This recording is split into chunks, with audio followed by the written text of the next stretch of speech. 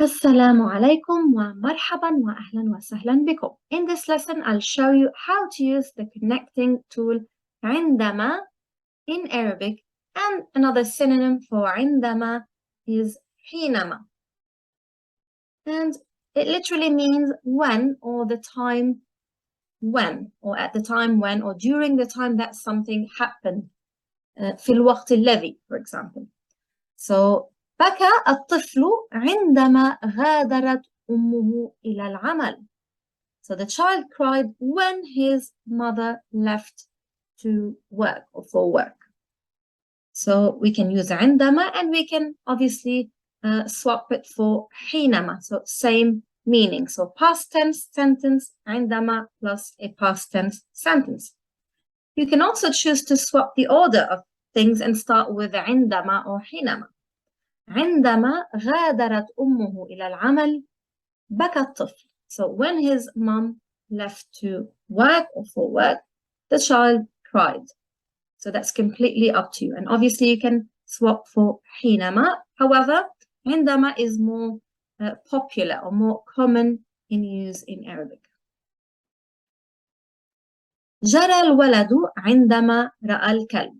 So the child ran off when he saw the dog. We can start with عندما رأى الولد الكلب جرى.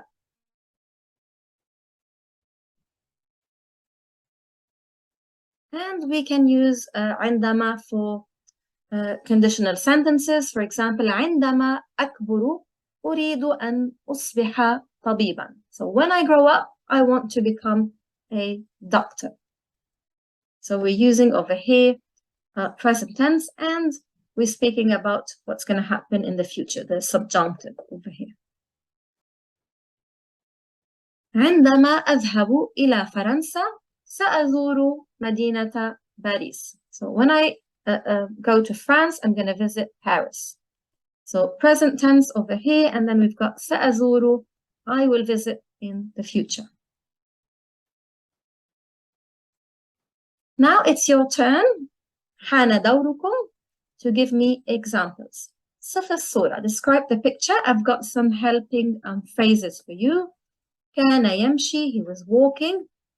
He slipped, or he tripped over something. تعثر ب. So we're going to use the preposition be, with literally tripped over a thing, or with a thing, literally. So we have to use that preposition. Excuse my literal translation. قشرة موزة. For example, تعثر بقشرة موزة. He slipped, tripped over a banana peel. Write your answers in the comment box. دخلت, she entered or walked in. تفاجأت, she was surprised. تفاجأت ب. So we're going to use the preposition be with the verb تفاجأ, to be surprised by or with something. صندوق, a box. هدية, a present. So use your imagination to describe the picture.